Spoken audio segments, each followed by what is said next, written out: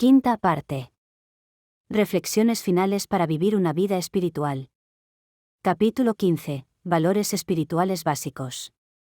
El arte de la felicidad tiene muchos componentes. Como hemos visto, empieza con la comprensión de cuáles son las verdaderas fuentes de ella, así como por establecer nuestras prioridades en la vida, que han de basarse en el cultivo de dichas fuentes. Supone aplicar una disciplina interna, un proceso gradual de desarraigo de nuestros estados mentales destructivos para sustituirlos por los positivos y constructivos, como la amabilidad, la tolerancia y el perdón. Al identificar los factores que conducen a una vida plena y satisfactoria, concluimos con un análisis del componente final, la espiritualidad. Hay una tendencia natural a asociar espiritualidad con religión. El enfoque del Dalai Lama sobre el logro de la felicidad está condicionado por sus años de formación de monje budista. Por otra parte, se le considera un erudito respetado. Para muchos, sin embargo, no es la comprensión de los complejos problemas filosóficos su mayor atractivo, sino su calor personal, humor y enfoque práctico de la vida. Durante nuestras conversaciones, su humanidad básica pareció desbordar incluso su condición de monje. A pesar de llevar la cabeza rapada y de su llamativa túnica marrón, a pesar de ser una de las figuras religiosas más destacadas del mundo, el tono de nuestras conversaciones fue simplemente el de un ser humano con otro, ambos dedicados a discutir sobre los problemas que compartíamos. Para ayudarnos a comprender el verdadero significado de la espiritualidad, el Dalai Lama empezó por distinguir entre esta y la religión. Estoy convencido de que es esencial apreciar nuestro potencial como seres humanos y reconocer la importancia de la transformación interior. Esto debería conseguirse a través de lo que llamo un proceso de desarrollo mental. En ocasiones, digo que es como tener una dimensión espiritual en nuestra vida. Puede haber dos niveles de espiritualidad. Uno tiene que ver con nuestras convicciones religiosas. En este mundo hay muchas personas diferentes, muchas actitudes diferentes. Somos 5.000 millones de seres humanos y en cierto modo, creo que necesitamos 5.000 millones de religiones, tanta es la variedad de actitudes que encontramos. Estoy convencido de que cada individuo debería embarcarse en el camino espiritual más adecuado a su disposición mental, su inclinación natural, temperamento, convicciones o antecedentes familiares y culturales. Por mis convicciones, el budismo me parece lo más adecuado. Así que, por lo que a mí se refiere, he descubierto que el budismo es lo mejor. Pero eso no significa que lo sea para todo el mundo. Esto está claro y es definitivo. Estar convencido de que el budismo es lo mejor para todo el mundo sería una estupidez, porque las distintas personas tienen diferentes disposiciones mentales. La variedad de gentes exige una variedad de religiones. El propósito de estas es beneficiar a los seres humanos y creo que si solo tuviéramos una religión, al cabo de un tiempo esta dejaría de ser beneficiosa. Si solo hubiera un restaurante, por ejemplo, y allí solo se sirviera un plato día tras día, serían muchísimos los clientes que dejarían de ir a él. La gente necesita y aprecia la diversidad en la comida porque hay gustos diferentes.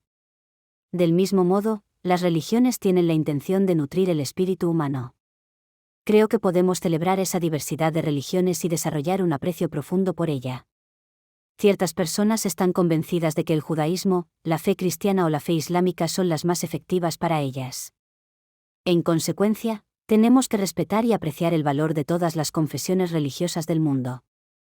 Todas las religiones pueden aportar una contribución efectiva al beneficio de la humanidad. Todas han sido diseñadas para que la persona sea más feliz y para que el mundo sea un lugar mejor. No obstante, para que la religión pueda ejercer un efecto que contribuya a hacer del mundo un lugar mejor, creo que es importante que la persona practique con sinceridad sus enseñanzas. Uno tiene que integrar las enseñanzas religiosas en su propia vida, esté donde esté, para poder utilizarlas como una fuente de fuerza interior. Hay que lograr una comprensión más profunda de las ideas religiosas, no solo a nivel intelectual, sino también sentimental, para poder convertirlas en parte de la propia experiencia interior. Estoy convencido de que se puede cultivar un profundo respeto por todas las confesiones religiosas.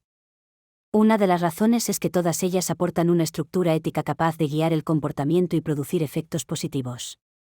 En las confesiones cristianas, por ejemplo, la fe en Dios puede proporcionar un enfoque muy eficaz, porque hay una cierta intimidad en la relación de la persona con Él y la forma de demostrar el amor a Dios, al Dios que te ha creado, es mostrar amor y compasión hacia nuestros semejantes.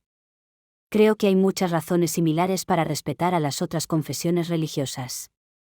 Todas las grandes religiones han aportado tremendos beneficios a millones de seres humanos a lo largo de los tiempos. Incluso en este momento, millones de personas siguen obteniéndolos.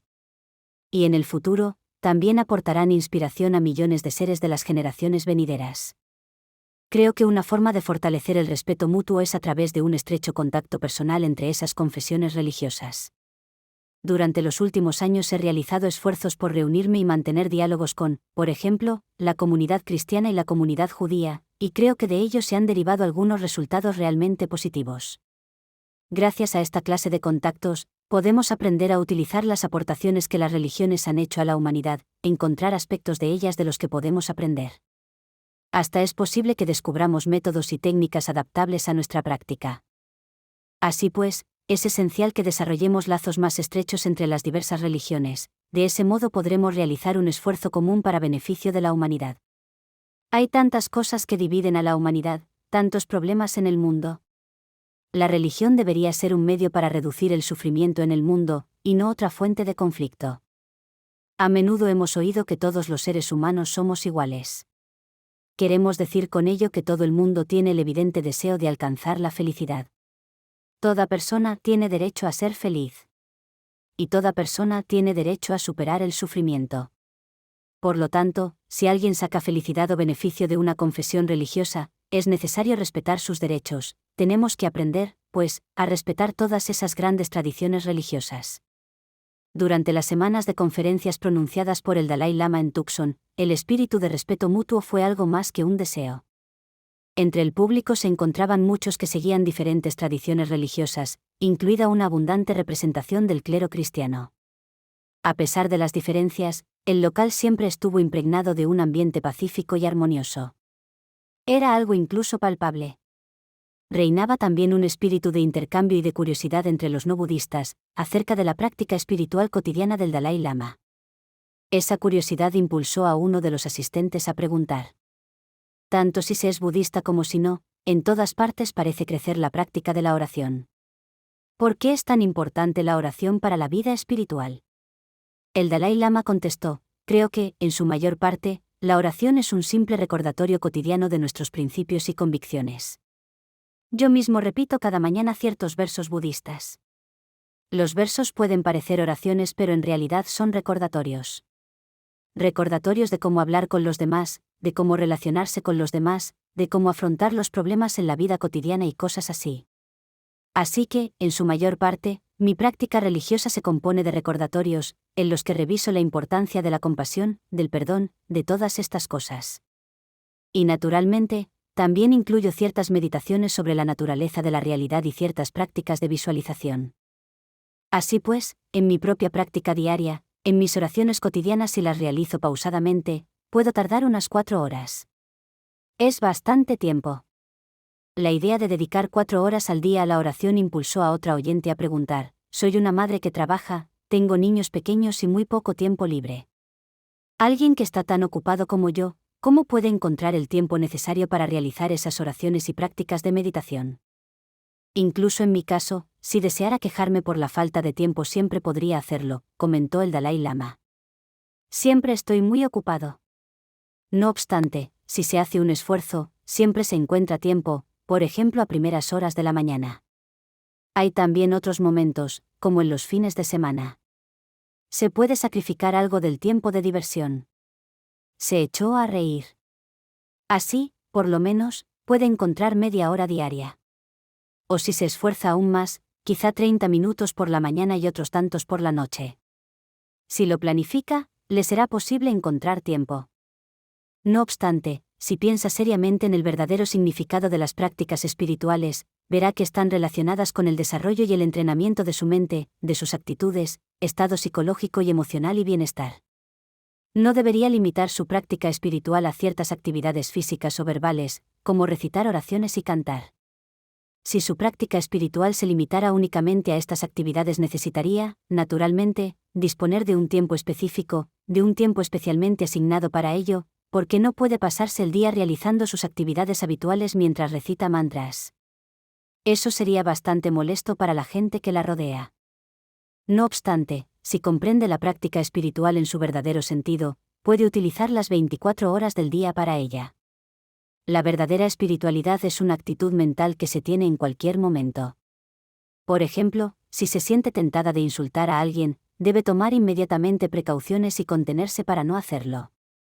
De modo similar, si cree que va a perder los estribos, debe decirse inmediata y reflexivamente: no, esta no es la forma apropiada.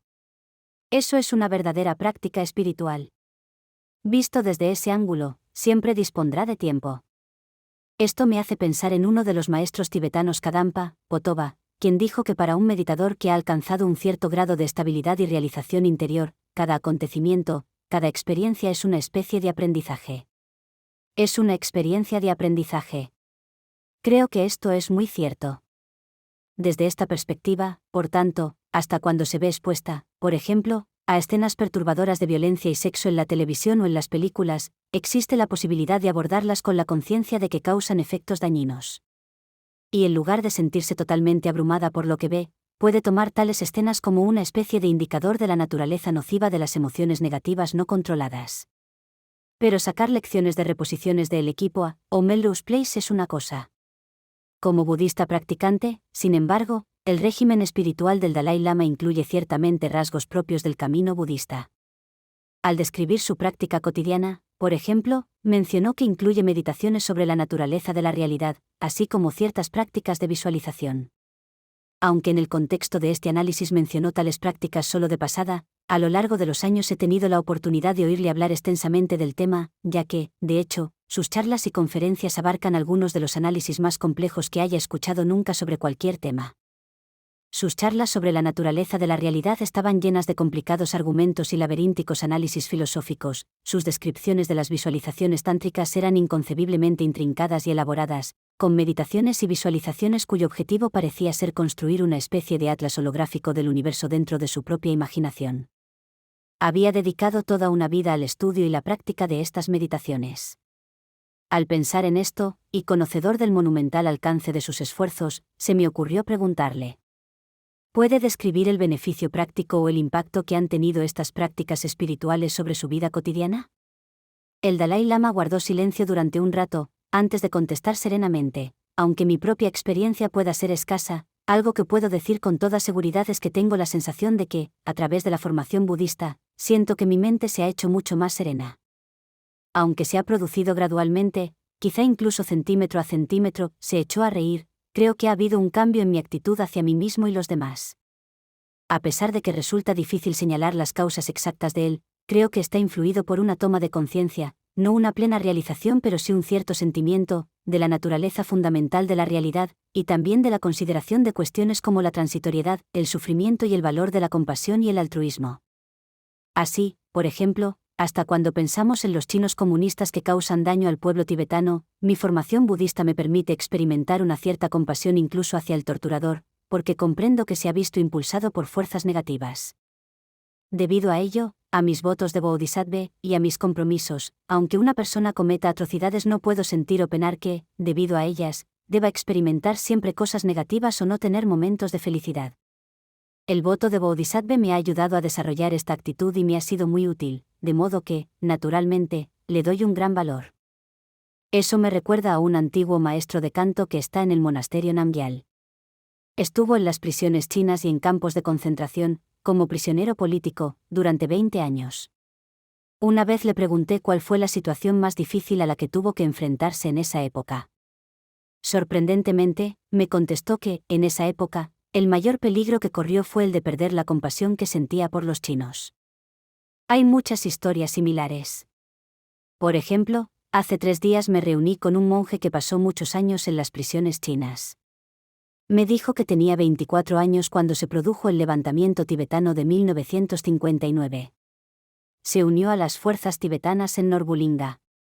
Fue hecho prisionero por los chinos y enviado a prisión, junto con otros 3 hermanos suyos que fueron asesinados en ella.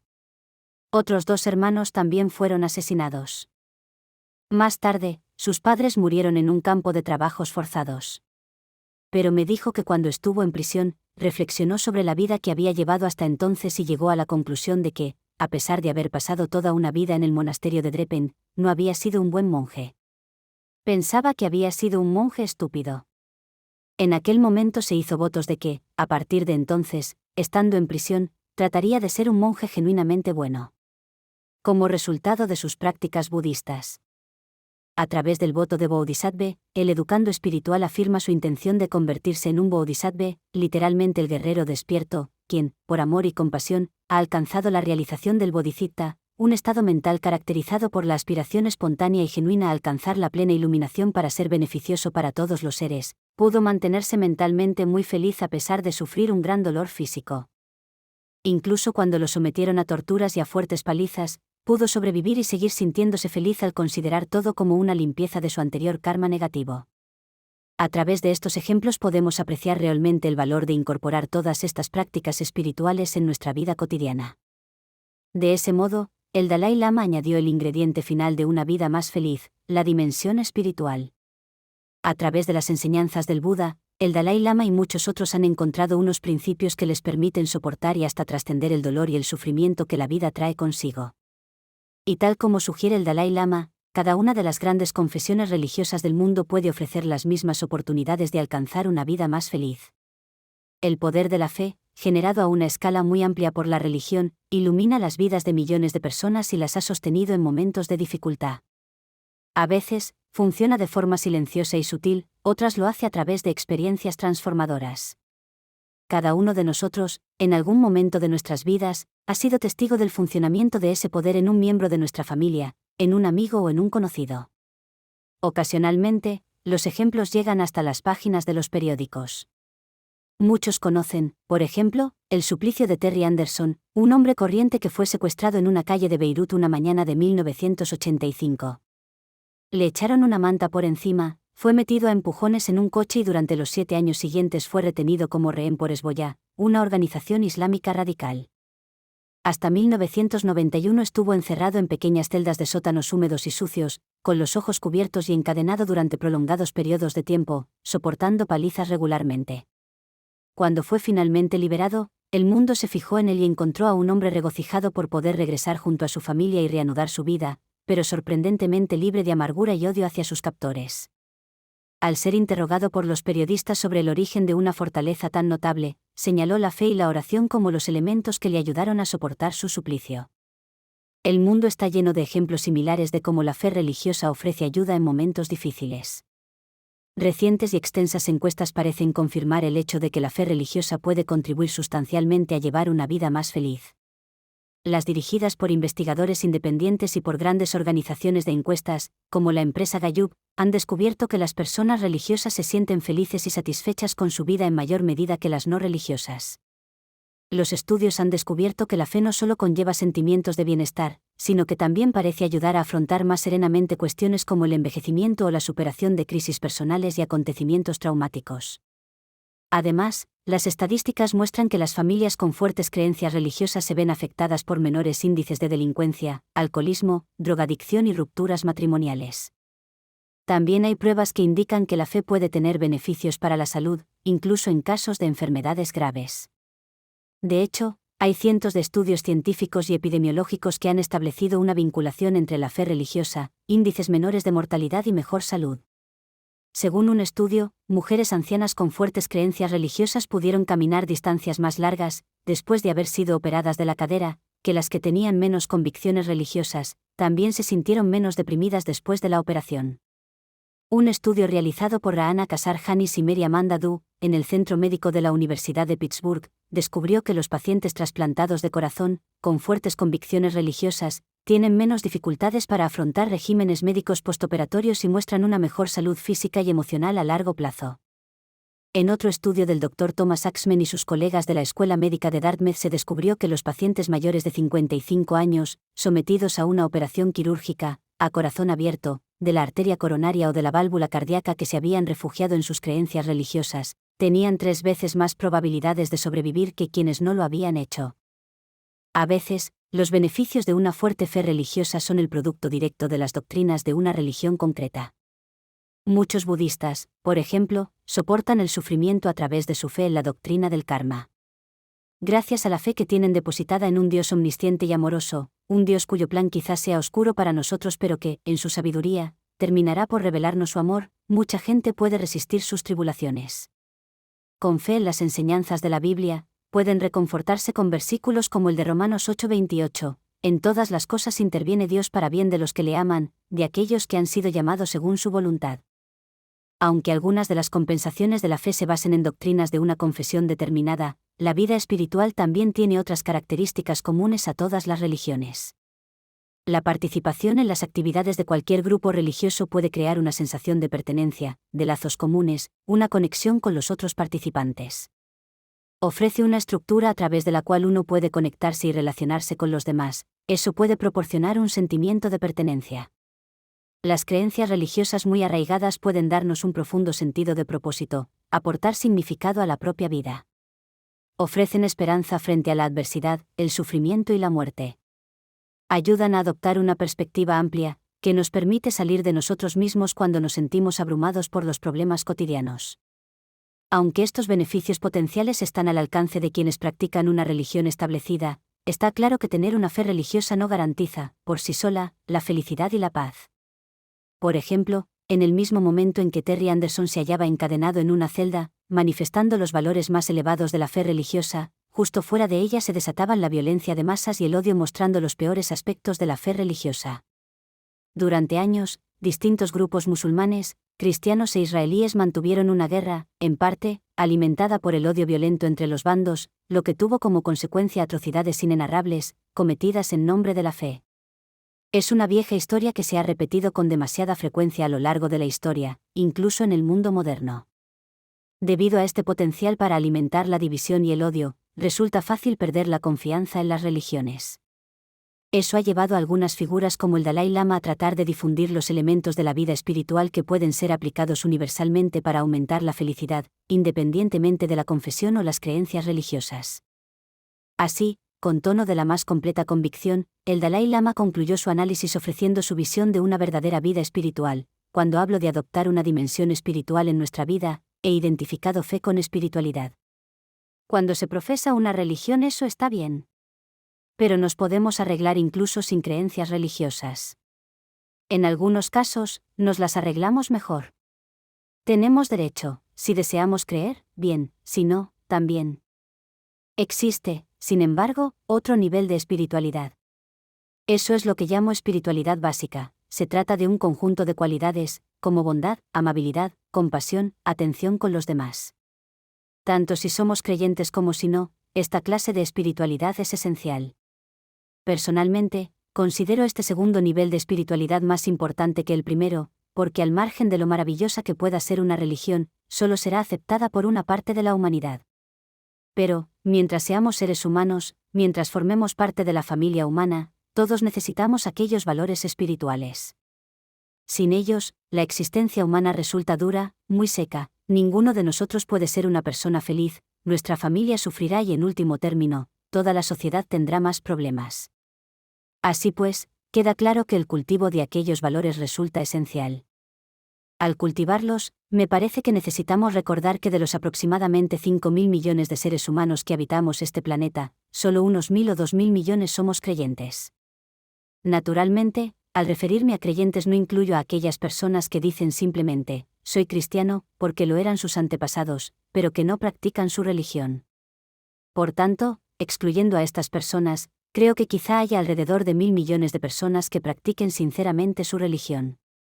Eso significa que hay 4.000 millones de personas, la mayoría de la población de esta tierra, que no son creyentes.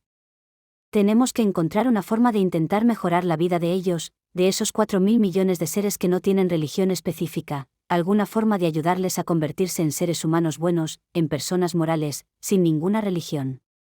En este aspecto creo que la educación es crucial, ya que dar a la gente la idea de que la compasión, la afabilidad, etc., son las cualidades humanas básicas no afecta solo a los miembros de una iglesia. Creo que antes ya hablamos de la importancia fundamental del calor humano, del afecto y la compasión para la salud física de la gente, para su felicidad y paz mental. Este es por tanto un tema muy práctico y no simple teoría religiosa o especulación filosófica. Se trata de un tema clave. Y creo que constituye la esencia de las enseñanzas religiosas de todas las confesiones.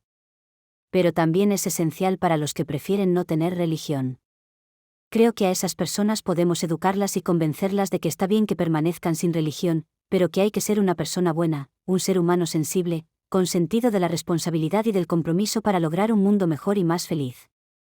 En general, es posible que cada cual muestre su religión por medios externos, como ciertas vestimentas, las imágenes sagradas del hogar, canciones u oraciones. Estas prácticas no son tan importantes como que cada uno lleve un estilo de vida verdaderamente espiritual, basado en valores fundamentales, porque es posible realizar actividades externas públicas al mismo tiempo que se tiene un estado mental muy negativo. La verdadera espiritualidad debería tener como resultado que la persona fuera más serena, más feliz, más pacífica. Todos los estados virtuosos de la mente, como la compasión, la tolerancia, el perdón, la atención hacia los demás, etc., todas esas cualidades mentales son dharma genuino, cualidades espirituales genuinas, porque no pueden coexistir con malos sentimientos o con estados negativos de la mente. Así pues, adoptar un método que aporte disciplina a la propia mente es la esencia de una vida religiosa. Se trata de una disciplina interior que tiene el propósito de cultivar estados mentales positivos. Por tanto, llevar una vida espiritual depende de que se haya conseguido alcanzar ese estado disciplinado y domesticado de la mente y que eso se vea reflejado en las acciones cotidianas. El Dalai Lama tenía que asistir a una pequeña recepción en honor de un grupo de donantes que apoyaban la causa tibetana. Frente a la sala de recepción se había congregado una gran multitud, a la espera de su aparición. Cuando él llegó, la multitud ya era bastante densa. Entre los espectadores observé a un hombre al que había visto en un par de ocasiones a lo largo de la semana. No era fácil precisar su edad, aunque yo le habría supuesto entre 25 y 30 años, era alto y muy delgado. Aunque destacaba por su aspecto descuidado, me había llamado la atención por su expresión, que había visto con frecuencia entre mis pacientes, angustiada, profundamente deprimida, como si sufriera mucho. Creí observar ligeros gestos reflejos alrededor de su boca. Distinesia tardía, diagnostiqué en silencio. La distinesia es un trastorno neurológico causado por el uso crónico de medicación antipsicótica. Pobre hombre, pensé, aunque me olvidé de él rápidamente. Al llegar el Dalai Lama, la multitud se condensó, y se movió hacia él para saludarlo. El personal de seguridad, compuesto en su mayor parte por voluntarios, se esforzó por contener a la masa de gente que avanzaba, para despejar un camino hacia la sala de recepción. El joven angustiado, de antes, ahora con una expresión un tanto desconcertada, se vio empujado hacia adelante por la multitud y se encontró al borde del claro abierto por el equipo de seguridad. Al abrirse paso, el Dalai Lama observó al hombre, se liberó de la protección del equipo de seguridad y se detuvo para hablar con él. Al principio, el joven se quedó aturdido y empezó a hablar muy rápidamente al Dalai Lama, que pronunció pocas palabras. No pude escuchar lo que se dijeron, pero observé que mientras hablaba, el joven empezó a mostrarse visiblemente más agitado. El hombre decía algo pero, en lugar de responder, el Dalai Lama le tocó espontáneamente la mano, dándole unas suaves palmaditas, y durante un momento se limitó a permanecer allí, asintiendo con ligeros gestos. Mientras sostenía con firmeza la mano del joven y lo miraba a los ojos, pareció como si no se diera cuenta de la multitud que le rodeaba. De repente, la expresión de dolor y agitación pareció desaparecer del rostro del hombre y las lágrimas corrieron por sus mejillas. Aunque la sonrisa que brotó y se extendió lentamente sobre sus rasgos fue tenue, una expresión de consuelo y alegría apareció en sus ojos. El Dalai Lama ha resaltado repetidas veces que la disciplina interior es la base de una vida espiritual. Es el método fundamental para alcanzar la felicidad. Tal como explicó para este libro, la disciplina interior supone, desde su perspectiva, combatir los estados negativos de la mente, como la cólera, el odio y la avaricia, y cultivar los estados positivos como la amabilidad, la compasión y la tolerancia. También ha señalado que una vida feliz se construye sobre el fundamento de ese estado mental sereno y estable. El desarrollo de la disciplina interna puede incluir técnicas de meditación formal que ayudan a estabilizar la mente y logran ese estado de calma. La mayoría de las religiones incluyen prácticas que tratan de aquietar la mente, de situarnos más en contacto con nuestra más profunda naturaleza espiritual. Como conclusión de la serie de conferencias pronunciadas por el Dalai Lama en Tucson, el maestro ofreció una meditación pensada para ayudarnos a serenar nuestros pensamientos, observar la naturaleza fundamental de la mente y desarrollar la quietud de la mente. Meditación sobre la naturaleza de la mente. Tras observar a los reunidos, empezó a hablar en su forma peculiar, como si en lugar de dirigirse a un grupo estuviera transmitiendo enseñanzas a cada individuo presente. En algunos momentos se mostraba quieto y concentrado, en otros más animado, acompañaba sus instrucciones con ligeros movimientos de cabeza, gestos con las manos y suaves balanceos. El propósito de este ejercicio es empezar a reconocer y percibir la naturaleza de nuestra mente, empezó a decir, al menos a un nivel convencional. Generalmente, al referirnos a nuestra mente, expresamos un concepto abstracto. Si no tenemos una experiencia directa de nuestra mente, por ejemplo, si se nos pidiera que la identificáramos, nos sentiríamos impulsados a señalar simplemente el cerebro. Si se nos pidiera que definiésemos la mente, diríamos que es algo que tiene capacidad para saber, algo que es claro y cognitivo. Pero si no hemos captado directamente la mente a través de prácticas de meditación, estas definiciones no son más que palabras. Es importante poder identificar la mente a través de la experiencia directa y no solo como un concepto abstracto. Por tanto, el propósito de este ejercicio es sentir o captar directamente la naturaleza convencional de la mente, de modo que cuando se diga que la mente tiene cualidades de claridad y cognición, seamos capaces de identificarla de forma experimental. Este ejercicio nos ayuda a detener deliberadamente los pensamientos y a permanecer gradualmente en ese estado durante un tiempo cada vez más prolongado. Cuando se domina este ejercicio se llega a tener la sensación de que no hay nada, solo vacío. Pero si se profundiza más, se empieza a reconocer la naturaleza fundamental de la mente, sus cualidades de claridad y de conocimiento. Es como un vaso de cristal puro lleno de agua. Si el agua también es pura, se puede ver el fondo del vaso, aun sabiendo que el agua está ahí. Así que hoy meditaremos sobre la no conceptualidad. No es este un simple estado de abulia o de dejar en blanco nuestra mente. En lugar de eso, lo que hay que hacer es decidir anular los pensamientos conceptuales. La forma de hacerla es la siguiente. En términos generales, nuestra mente está dirigida predominantemente hacia los objetos externos. Nuestra atención sigue el sentido de las experiencias. Se mantiene en un nivel predominantemente sensorial y conceptual. En otras palabras, nuestra conciencia se dirige normalmente hacia las experiencias sensoriales y los conceptos mentales. En este ejercicio lo que hay que hacer es retirar la mente hacia el interior, no lanzarla a la caza de objetos sensoriales. Pero, al tiempo, no debe retirarse hasta el extremo de provocar un estado de estupor. Ha de estarse en un estado consciente de alerta y atención, para desde el asumir la conciencia, de modo que ésta no se vea afectada por los pensamientos del pasado, las cosas que han ocurrido, sus recuerdos o ideas sobre el futuro, como planes, expectativas, temores y esperanzas. Intente más bien permanecer en un estado relajado y neutral. Esto es un poco como un río que fluye con fuerza, por lo que su lecho no se puede ver con claridad. Si hubiera algún modo de detener el flujo de ambas direcciones, es decir, desde donde llega el agua y hacia donde va, se podría mantener el agua quieta. Eso permitiría ver el lecho del río. De modo similar, cuando se es capaz de detener la mente de modo que deje de cazar objetos sensoriales y pensar en el pasado y en el futuro, si se puede liberar la mente por completo, dejándola totalmente en blanco, podría empezarse a mirar debajo de la turbulencia de los procesos de pensamiento. Allí reina una quietud subyacente, una claridad fundamental de la mente. ¿Debería tratarse de observar y experimentar eso? Quizás sea difícil de conseguir en una fase inicial, así que iniciaremos la práctica desde esta misma sesión. En la fase inicial, cuando se empieza a experimentar este estado natural subyacente de conciencia, se siente como una ausencia.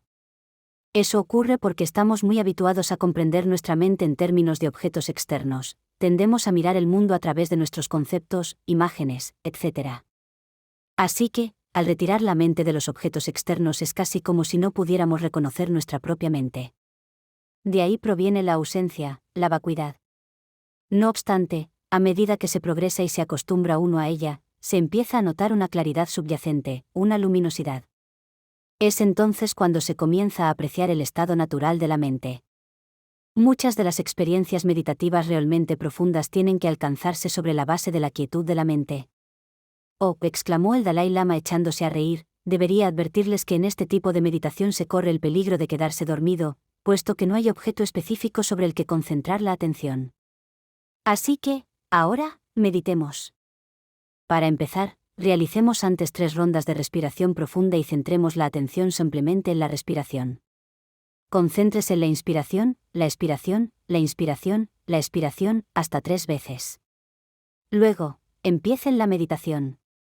El Dalai Lama se quitó las gafas, cruzó las manos sobre su regazo y permaneció inmóvil, sumido en la meditación. Un silencio total se extendió por la sala, Al tiempo que 1500 personas efectuaban una introspección, en la soledad de 1500 mundos privados, tratando de acallar sus pensamientos y quizá de echar un vistazo fugaz a la verdadera naturaleza de su propia mente. Al cabo de 5 minutos, el silencio crujió, aunque no se rompió, cuando el Dalai Lama empezó a cantar suavemente, con voz baja y melódica, sacando suavemente a sus oyentes de la meditación. Ese día, al concluir la sesión, el Dalai Lama juntó las manos, como hacía siempre, se inclinó ante el público en demostración de afecto y respeto, se levantó y se abrió paso entre la gente que lo rodeaba. Mantuvo las manos juntas y siguió inclinándose a uno y otro lado mientras abandonaba la sala. Al cruzar por entre la multitud se inclinó tanto que habría sido imposible verlo para cualquiera que estuviera a más de unos pocos pasos de distancia. Parecía perdido entre un mar de cabezas. Desde la distancia, sin embargo, aún podía detectarse el camino que seguía por el sutil desplazamiento del movimiento de la multitud al pasar él. Era como si hubiese dejado de ser un objeto visible y se hubiera convertido, simplemente, en una presencia que se siente.